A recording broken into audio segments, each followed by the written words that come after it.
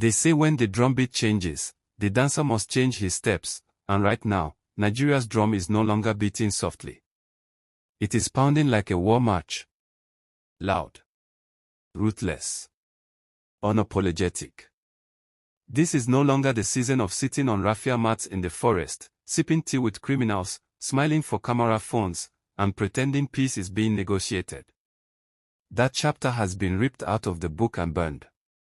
What we are witnessing now is a hard reset, and the warning that dropped this morning has sent shockwaves through the entire security ecosystem of the country.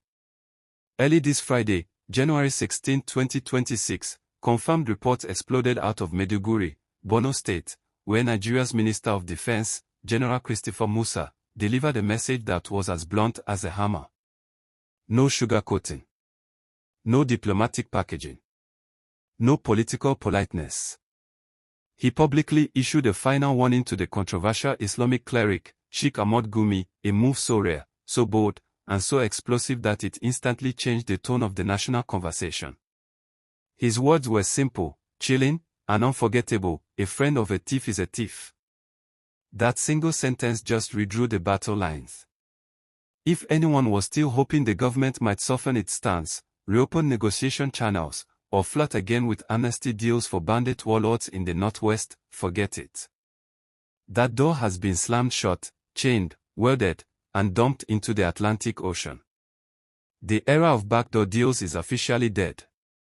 And the message is crystal clear: anyone who gives cover, excuses, sympathy, or justification to violent criminals may soon find themselves under serious security scrutiny.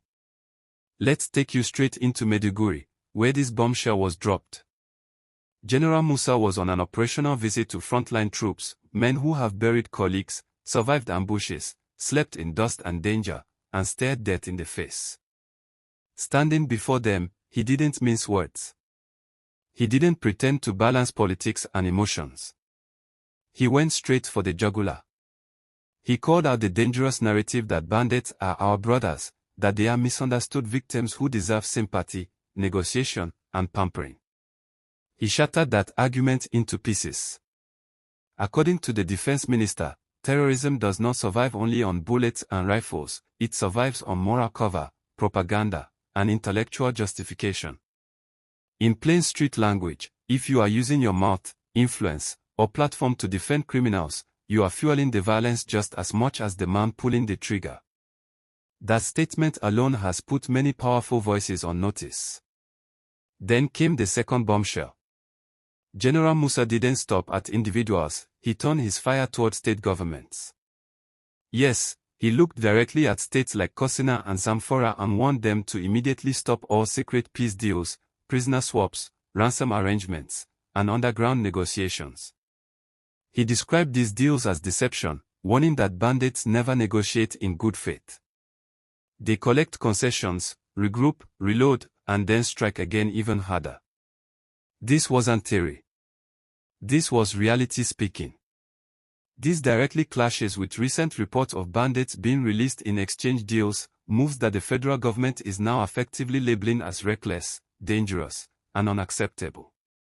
The old carrot and stick strategy is officially over. There is no carrot anymore. Only stick. Big stick. And let's be honest, the military is angry. They are bleeding in the bush. They are losing men in ambushes, IED attacks, surprise raids, only to return home and hear respected figures on television preaching forgiveness for the same killers. That contradiction has been eating away at morale for years. This warning is not just political, it is emotional, psychological, and operational. Now here's where it gets deeper. Why now? Why this sudden hardline posture? Look around. US military aircraft have landed with supplies. Airstrikes have intensified. Intelligence cooperation is heating up. The federal government has clearly decided to go all in on a kinetic military strategy. No half measures. No double messaging. No political ambiguity. They have weapons. They have foreign support.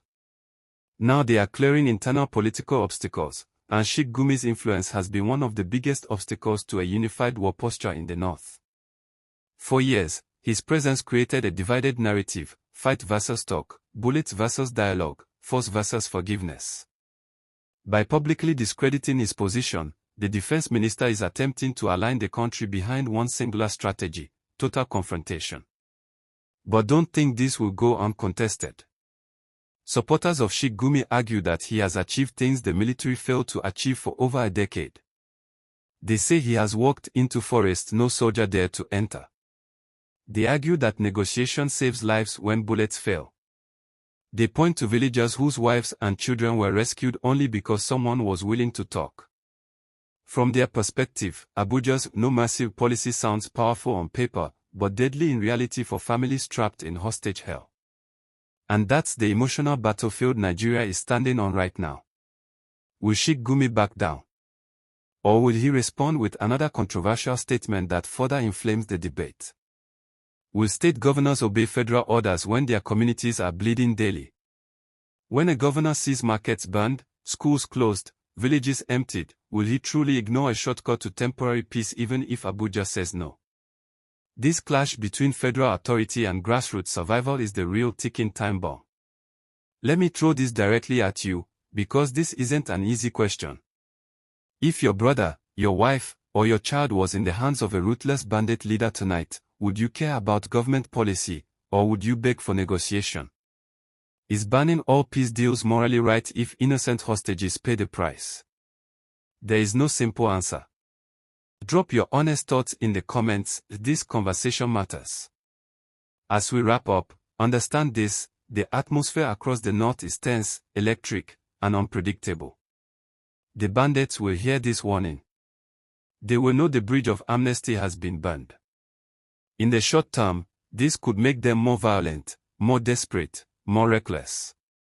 But it also removes excuses from the military. No more diplomacy safety nets. Now results must follow rhetoric. The nation is watching. If this update matters to you, hit that like button hard and help push this message across Nigeria. Let's push this conversation into every corner of the country. And if you're not yet subscribed, this is the time, because we will be tracking every reaction, every escalation, every move from both the military and Sheikh Gumi's camp.